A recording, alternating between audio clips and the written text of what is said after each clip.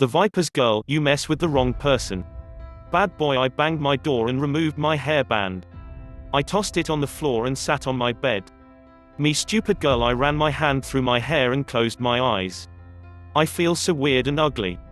I groaned and stood up. Me, I need a cigarette. I stood up and walked to the drawer. I picked a pack and took a stick. I lighted it and walked to the door. I opened it and saw Rosa looking like a wet sheep. Rosa, I closed my eyes and breathed a sigh, not knowing if I should knock it or not. I feel so guilty and my mind isn't at rest. I closed my eyes again, and when I opened them, they fell on Bad Boy. My lips parted, but I couldn't say a word. He stared at my face intently, then looked away. He lighted his cigarette and poked it in his mouth, then tried to move past me, but I held his hand and hugged him. Bad boy, damn it. She's so attractive with that look. I can't stop staring at her face, but I'm afraid if I continue staring, I'll grab her and kiss her till her lips get swollen. I wonder what her lips are like. I bet they're juicy. I looked away and held my cigarette, lighted it and tried to walk away, but I felt something soft but firm on my arm. Before I could look down at it, Rosa hugged me. My eyes widened because that took me unexpected. She nuzzled into my chest and breathed in then out. Rosa, you smell nice. I looked down at her then smiled. Me, I'm smoking, stop hugging me. I pushed her away and took a step aside. Me, excuse me please. I turned and walked a few steps down the hallway. Rosa, I'm going shopping with Max later. I stopped walking immediately. I turned and faced her. Me, what? Rosa, I said I'm going shopping with Max later. Me, why? Rosa, because I need some things for the trip. I need to buy. I groaned, cutting her off. Me, didn't I tell you to tell me if you need anything? Why are you telling that idiot to accompany you? Rosa, idiot? Max is too handsome to be an idiot. I glared at her. So now she finds Max handsome, right? Me, you're not going shopping with him. You're going with me. Rosa, I thought you were angry with me. I didn't answer. Suddenly she started laughing. I stared at her. Has she gone cuckoo? She moved closer and smiled at me. Rosa, you're really cute when jealous. Me, what? Rosa, I made the story up. Max and I aren't going shopping. But I still find him really attractive. Do you know if he has a girlfriend? If not, is he in need of one? I'm available. She raised her hand, my teeth gritted and I pushed her down unconsciously. She fell down and screamed. I glared at her. Me, don't you dare joke with me using another man's name. I turned and walked away. My cigarette was still in my hand, burning slowly.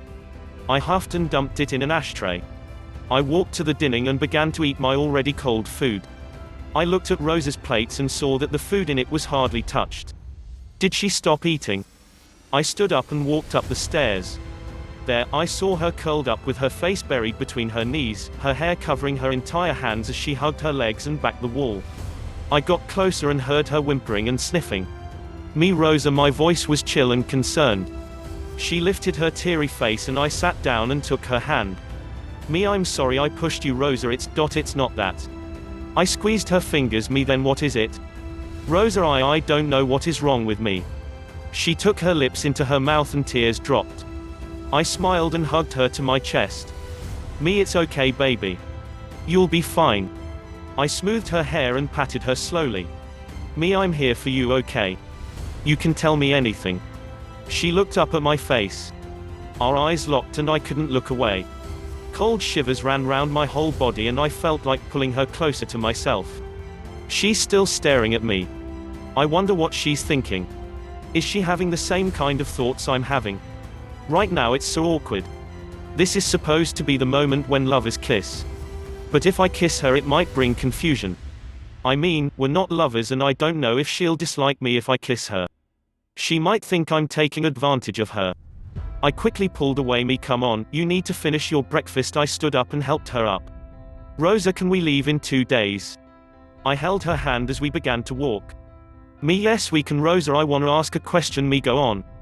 Rosa, what exactly are we going to do there? Me, you already know. I want to train you to defend yourself. Rosa, is that all? Me, we'll also have a fun time. The type we always had. Her eyes fell. Me, are you okay? Rosa, can I skip breakfast? Me, why? Rosa, I can't eat anything right now. Me, is there something you're not telling me? She looked up at my face. Rosa, no. The issue here is, there's something I'm not telling myself. She let go of my hand and opened the door to her room because we were in front of it. I watched her close the door and heard her locking it. Rosa, I sat down on the floor and sighed. Earlier, while I was walking up to see Bad Boy, I heard a guy calling that handsome dude Max. That was how I knew his name. When I saw Bad Boy, I couldn't control myself, so I hugged him. I feel like there's something forming within me, a special likeness for him. I don't know why it is so, but I feel like I want it to grow. I cried because I felt like I wasn't good enough for him. As if I'm just a friend and nothing more to him. When we were staring at each other, I desperately wanted him to kiss me. I would have made the move, but it wouldn't be right. I don't know what's building up inside of me. I want someone to tell me what it is. My eyes welled up again in frustration and I stood up. Immediately my eyes fell on a pink handkerchief on my bedside table. The words on it were boldly written in white. It was like an answer to my question. The words were, "It's love. Bad Boy."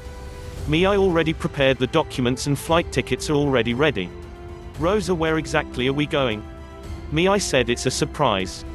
Now come, let's go and walk outside. I took her hand and we walked out into the night. My gun was with me and my phone was ready, just in case an emergency occurs. We're leaving tomorrow for China. That's going to be the best place for our little vacation. And we're going alone.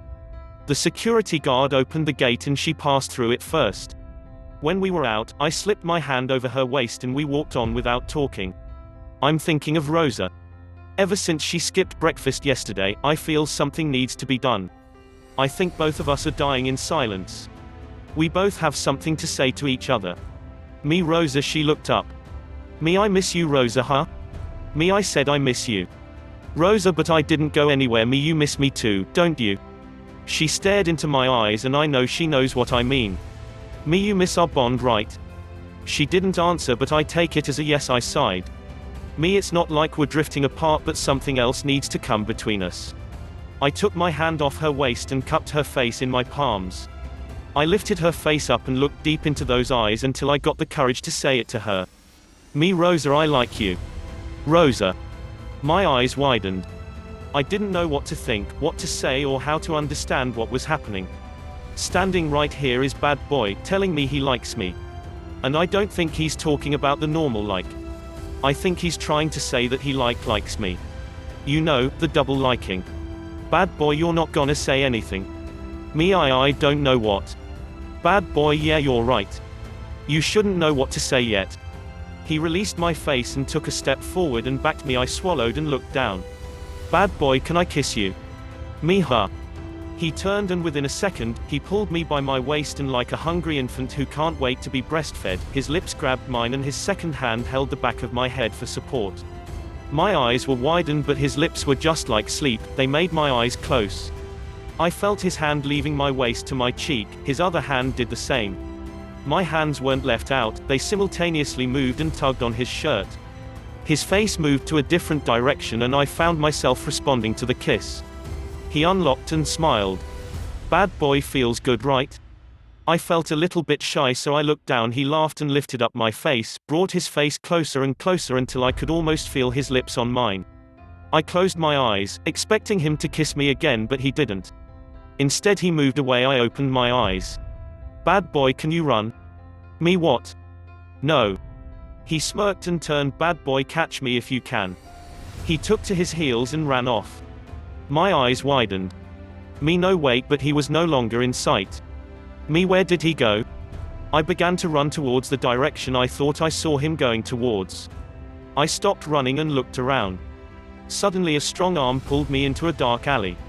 I wanted to scream, but he covered my mouth with his moist lips, pinned me to the wall and kissed me roughly. To be continued.